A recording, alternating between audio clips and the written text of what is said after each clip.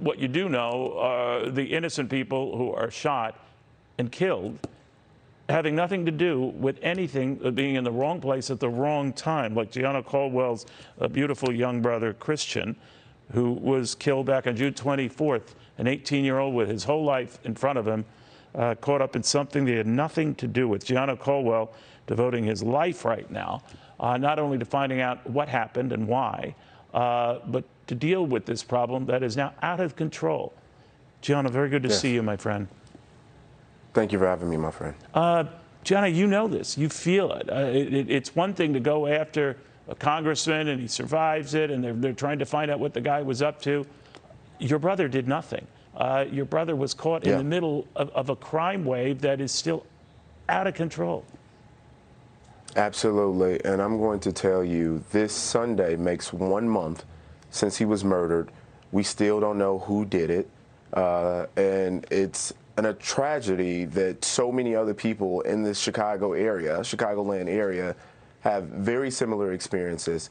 And what I've realized since my brother was murdered, and I've taken an even deeper dive than I have any other time before, I realized that these soft on crime policies are a cancer to the organs of local government in Chicago, whether it be the judiciary system, whereas the Chief Justice of Cook County implemented bail reform in 2017, where he's allowing criminals to walk free at no cost. So they just commit a crime and they go out and then they commit another crime.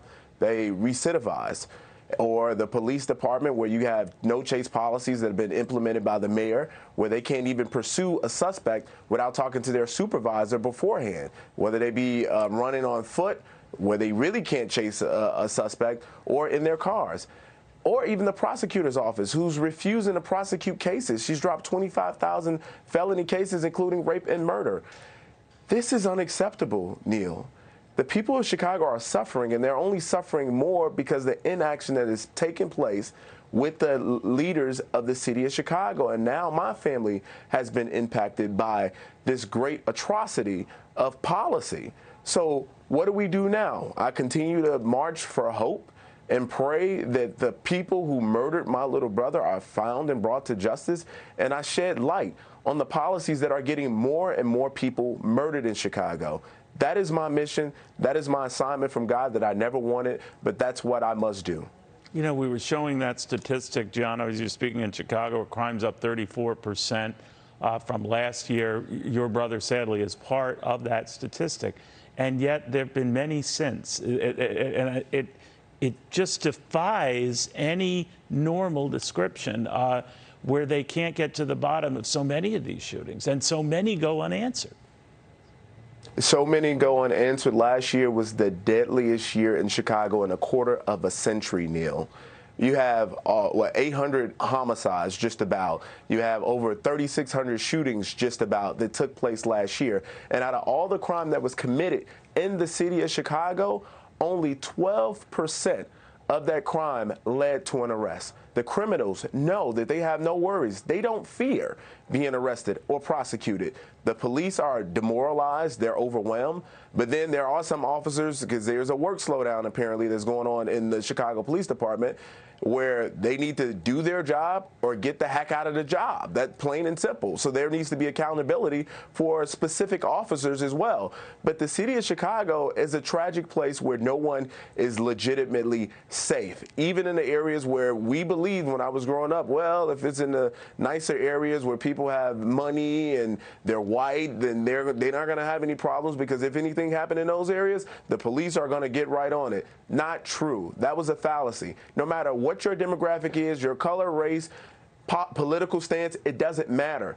People are losing their lives at record rates, and it must come to an end, but it cannot come to an end until these policies are changed. So I'm working with local elected officials there now, having discussions, identifying what these policies are that need to change. And I'm going to spend a lot of time in Springfield, the state capital of Illinois, working with those legislators to ensure that my brother's legacy means something and people's lives, folks' lives can be saved. You know, Gianno, the words escape me a lot of times. We've known each other for so long, but I know you have a wonderful family. I know you were always looking after them, particularly your brother. And I remember Christian, around a Father's Day weekend, if memory serves me right, he had written you that you were a father figure to him. How is the family doing right now? They're terrible, Neil, to be honest. They're really terrible. No one is really able to function in a way that they used to, of course, but certainly folks are looking at me as the leader of the family to continue to push and get as much media exposure on this case, and hopefully that makes a difference. So I am the leader of my family. I support them, and I'll continue to support them. And just for our viewers, please, please, please keep me in your prayers. Keep my family in your prayers. And if you know anything about what happened June 24th, there's a tip line right there on the screen. If you don't want to reach out to the police, you can definitely reach out to me on social media at Gianno Caldwell on Instagram, Twitter, and Facebook. We just want justice, but there's so many others, like that 5-month-old baby girl who was murdered, as they say, at the wrong place at the wrong time in the backseat of a car where is it not the wrong place and the wrong time in the city of Chicago now? We want justice for those people. We want justice for our baby brother, and the fight continues now. It does, my friend, it does. Gianno Caldwell, thank you very, very much. His brother Christian Thank you, Neil. was all of 18 years old. Hi, everyone. I'm Brian Kilmeade. I want you to do me a favor. I want you to click to subscribe to the Fox News YouTube page. This is the only way that I know for sure that you're not going to miss any great commentary, any great news bites, any great interviews coming your way on Fox. You can get it all here on YouTube. So subscribe right now.